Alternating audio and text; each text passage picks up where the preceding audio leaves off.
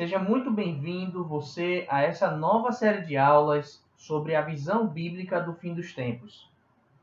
O tema da aula de hoje é a destruição do Templo de Jerusalém. Essa série de aulas que estamos iniciando está como base no campo da teologia de escatologia bíblica. Para quem não sabe, a escatologia é uma parte da teologia e da filosofia que trata dos últimos eventos na história do mundo, ou do destino final do ser humano, comumente denominado como fim do mundo ou fim dos tempos. Em muitas religiões, o fim do mundo ou o fim dos tempos será um evento futuro, profetizado pelos textos sagrados das suas religiões e ou na tradição oral. De forma ampla, a escatologia costuma relacionar-se com o conceito da volta do Messias, da era messiânica, da vida após a morte e da alma. Esse evento foi falado por Jesus nos evangelhos sinóticos, que são os três evangelhos de Marcos, Mateus e Lucas. Esses três evangelhos têm esse nome conhecido na teologia porque eles são evangelhos parecidos, ou esses evangelhos eles pegam a mesma escritura e replicam no outro evangelho, só que um detalha mais do que o outro. Então, esse assunto em específico está em Marcos capítulo 13, Mateus capítulo 24 e Lucas capítulo 21. Assim como Jesus, os profetas do Antigo Testamento e os discípulos de Jesus também trataram sobre esse assunto em vários momentos. Só que para falar sobre esse assunto, vamos tomar como base Marcos capítulo 13. Vamos dividir essa série de aulas em 5 partes. A destruição do Templo de Jerusalém, que vai ser em Marcos capítulo 13, versículos do 1 ao 4. Princípios das dores, que vai ser em Marcos capítulo 13, do 5 ao 13. Grande tribulação, que vai ser em Marcos capítulo 13, versículos do 14 ao 23. Vinda de Jesus, que vai ser em Marcos capítulo 13, versículos do 24 ao 27. E vigia e ora, que vai ser em Marcos capítulo 13, versículos 28 ao 37. Se você quiser se ambientar no texto que eu vou falar, no assunto que eu vou falar, você pode dar uma pausada nesse vídeo e ler o capítulo 13 todo. Mas eu vou passar para você o que tenho estudado sobre esse assunto de forma dividida. O Templo de Jerusalém, ele foi construído por Herodes na sua segunda construção. Herodes ele começou essa construção por volta de 17, 18 a.C. E essa construção foi terminada por volta de 65 depois de Cristo. O primeiro templo foi construído por Salomão, e esse templo foi destruído na invasão da Babilônia a Israel. Se visualizássemos o que vamos falar hoje em um gráfico, ele seria dessa seguinte forma. Primeiramente, a gente vai ter o momento da vida e morte de Jesus, que aconteceu por volta de 33 depois de Cristo. Depois, o que Jesus ele trata no texto é sobre a destruição do Templo de Jerusalém, que aconteceu por volta de 70 depois de Cristo. Jesus ele trata sobre os princípios das dores, sobre a grande tribulação e sobre a sua segunda vinda. E o que vamos tratar sobre esse assunto também, que isso conta na linha do tempo desse texto que estamos a estudar. Jesus ele fala no texto que a sua segunda vinda acontecerá após a destruição do Templo de Jerusalém. Como já falei, ocorreu em 70 depois de Cristo. Depois ele fala que a gente vai passar por um período que ele define como princípios das dores e depois de a grande tribulação. O fim dos tempos é um evento que teve início na primeira vinda de Jesus e terá seu fim na segunda vinda de Jesus. Ou seja, em outras palavras, estou afirmando que a linha teológica que estou trazendo aqui, o ensino que eu estou trazendo aqui, entendo que já estamos vivendo o fim dos tempos. Só que a gente pode estar vivendo o período do princípio das dores e ainda falte 1000 anos, 2000 anos ou 3000 anos para Jesus Cristo voltar. Ou pode ser que já estejamos vivendo o período da grande tribulação e Jesus volte semana que vem. O que podemos afirmar com certeza sobre o que vamos estudar em Marcos capítulo 13 é que essa linha do tempo não temos como definir o momento exato da segunda vinda de Jesus. E nem se estamos no período dos princípios das dores ou na grande tribulação.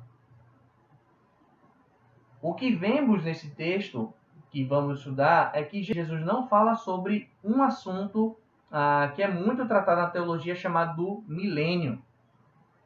Existem pelo menos 4 grandes correntes sobre o fim dos tempos ou sobre o milênio.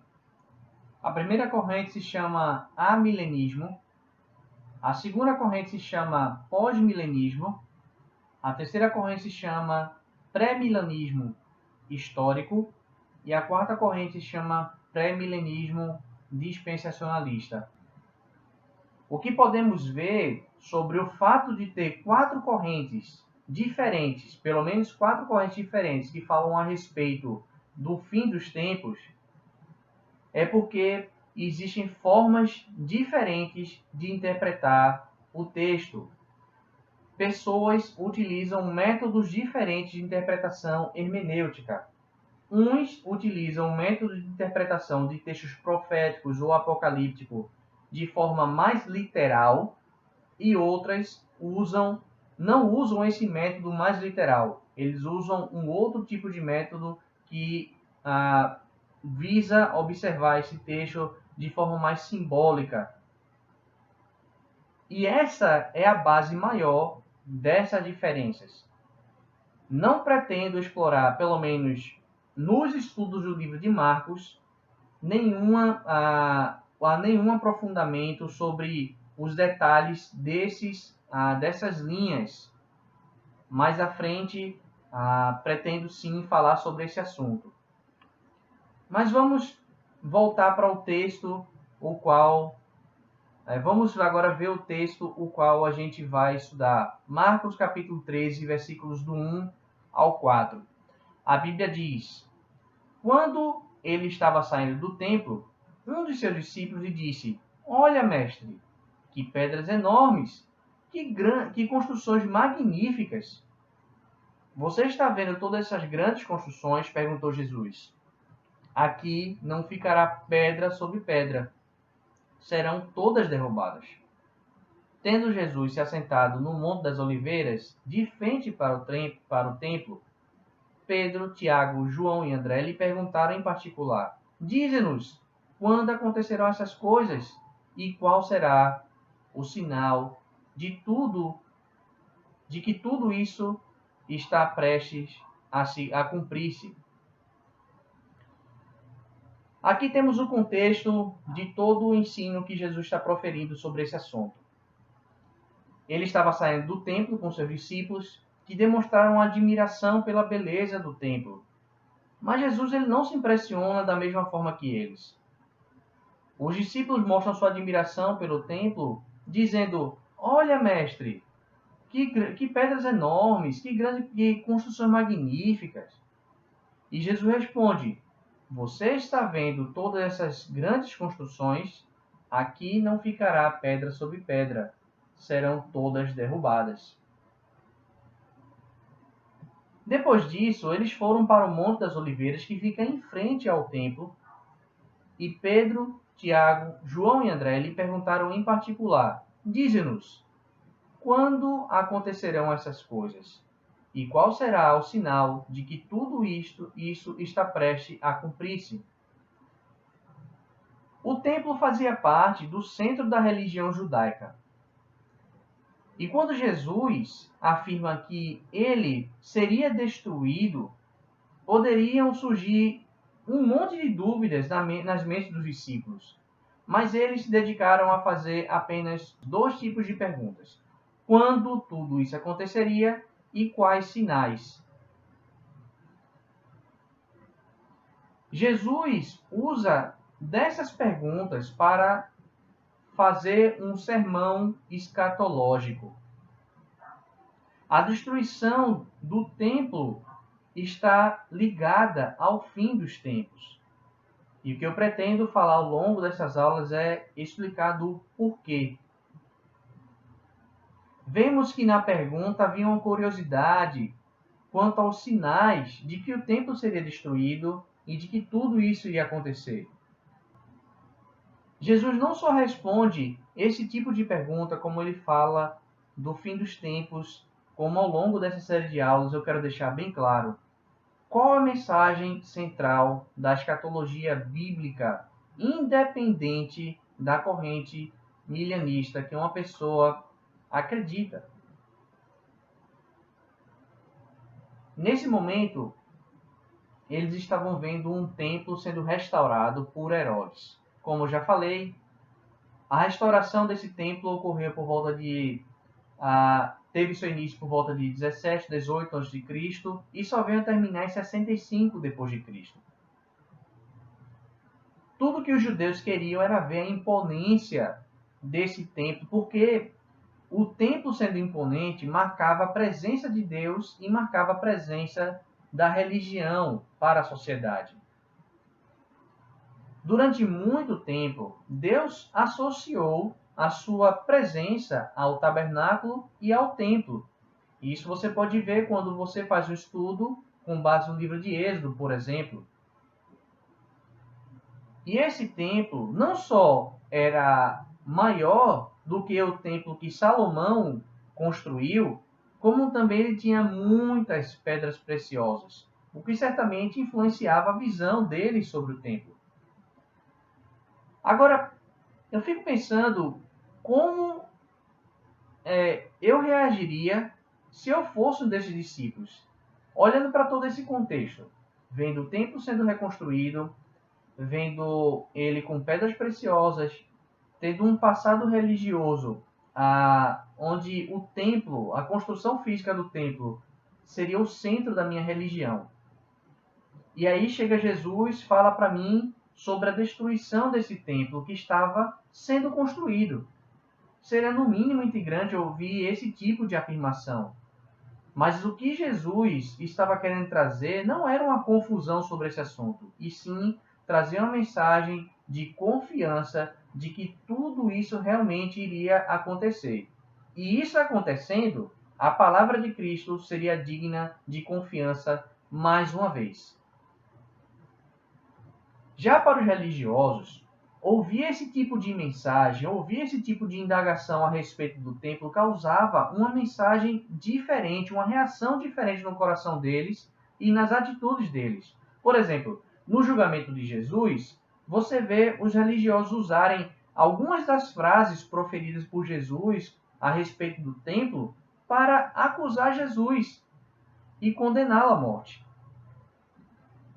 Penso que a surpresa momentânea quanto à palavra de Cristo sobre o templo para os discípulos tem a ver com o passado religioso deles. A religião judaica tinha realmente isso em suas raízes. O templo fazia parte das raízes da religião judaica. Como também o fato deles saberem que ao longo da história já havia acontecido uma destruição do templo. Como eu já falei, em 586 a.C., depois de muitos avisos, depois de muitos chamados ao arrependimento, depois de Deus chamando o povo de Deus a confiar na sua palavra, a viver de maneira santa, a um viver realmente digno do Deus o qual eles seguiam, e eles rejeitando essa mensagem. Então, Deus enviou, Deus permitiu que o Império Babilônico invadisse Jerusalém e destruísse o templo pela primeira vez. O que vemos é que Enquanto os discípulos estavam encantados com a imponência do templo, e Jesus estava interessado em falar palavras dignas de confiança. Sobre a segunda destruição do Templo de Jerusalém, ela ocorreu quando os judeus se rebelaram contra os romanos. O imperador Vespasiano mandou seu exército conter essa revolta e a comando dessa tropa ele envia seu filho chamado Tito. Tito, ele alguns anos depois veio a se tornar também imperador. Tito cercou a cidade de Jerusalém em 66 depois de Cristo, ou seja, um ano depois do templo ter sido construído. E ele sitiou a cidade de Jerusalém por 4 anos. Sitiar uma cidade é uma manobra militar que impedia o acesso a uma cidade. Nada podia sair, nada podia entrar.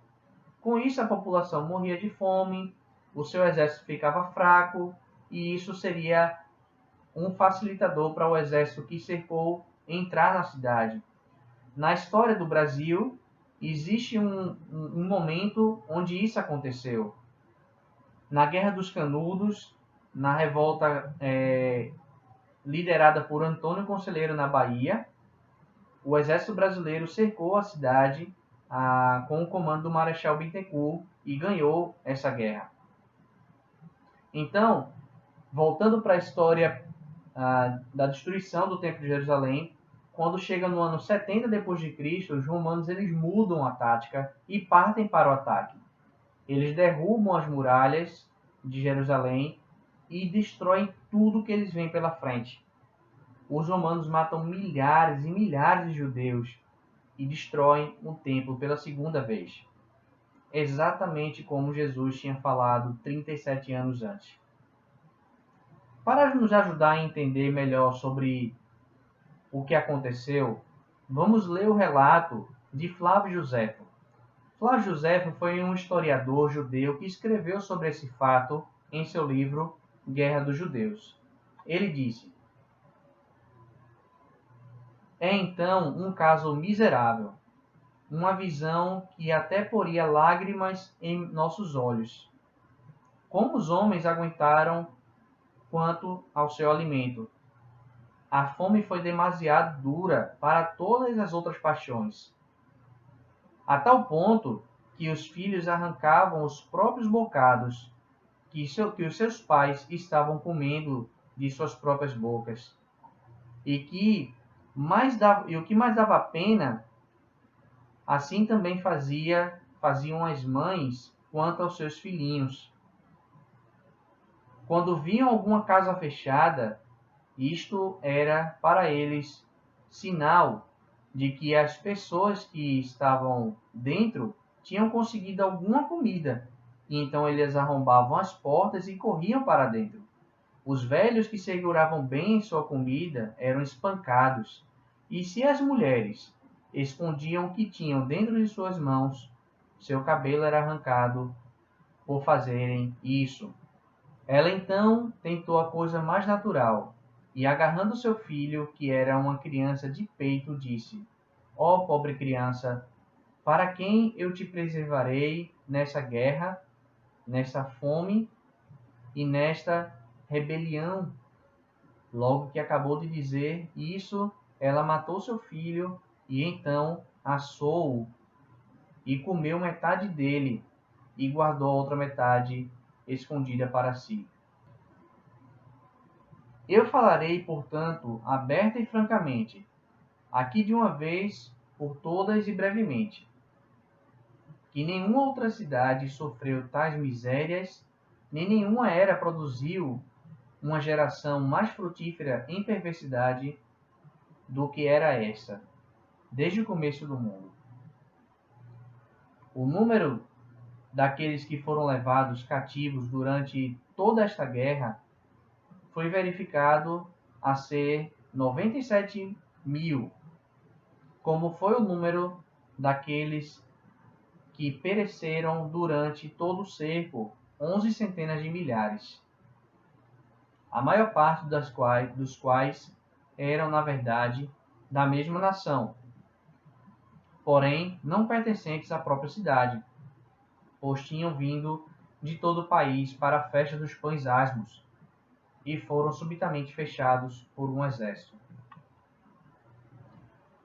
Ora, uma vez que César não foi de modo algum capaz de conter a entusiástica fúria dos soldados, e o fogo avançava mais e mais, assim foi a sagrada casa queimada sem aprovação de César.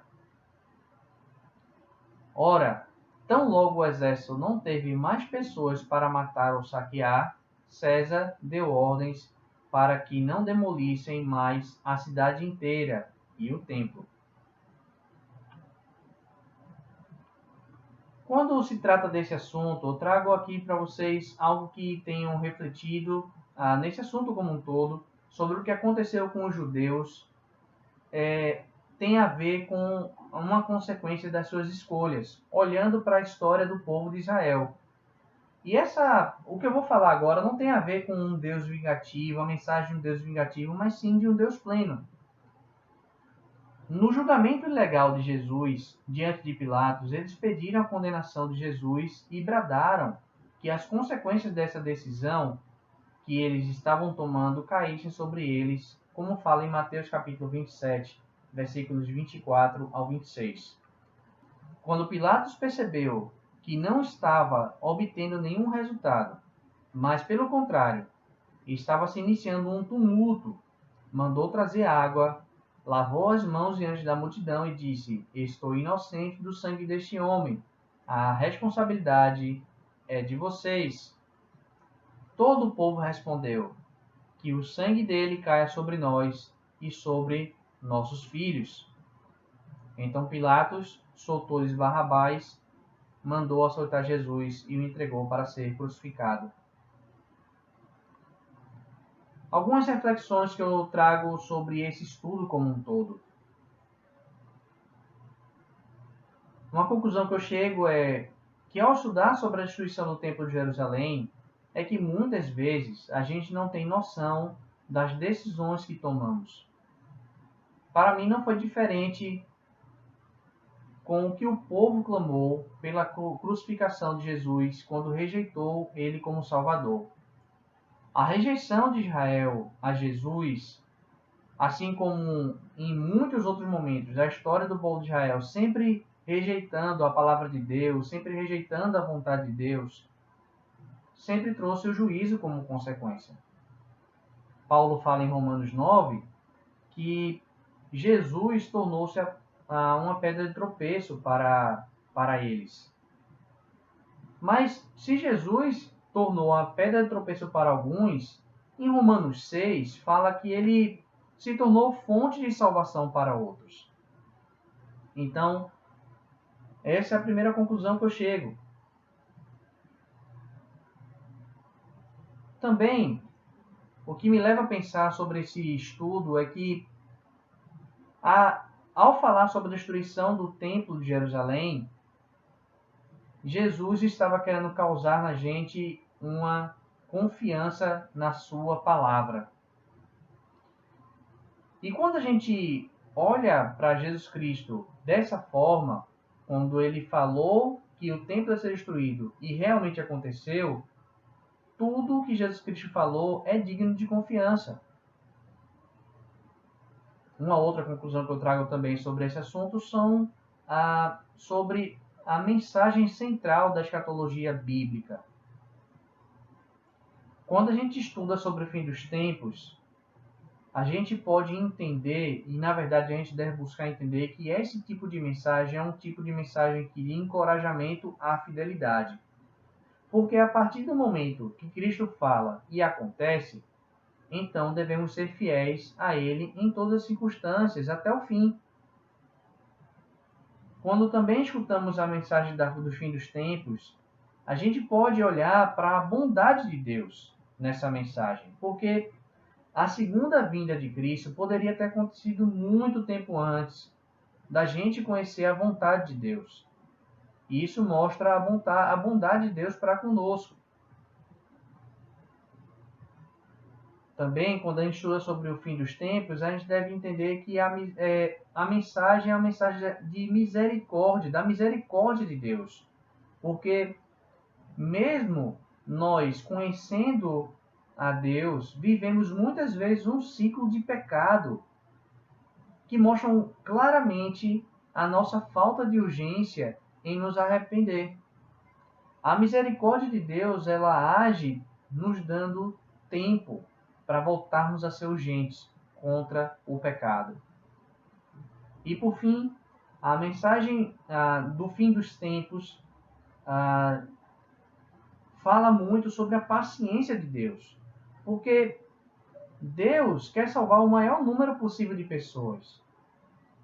Assim, não somente como acontece conosco, da gente despertando para essa urgência para com nossa vida, a gente, dentro dessa urgência ao qual a gente desperta, a gente deve olhar para as pessoas e pregar o evangelho com urgência. Eu espero ter ajudado você sobre esse assunto, sobre esse estudo, e aguardo você na próxima aula. Obrigado.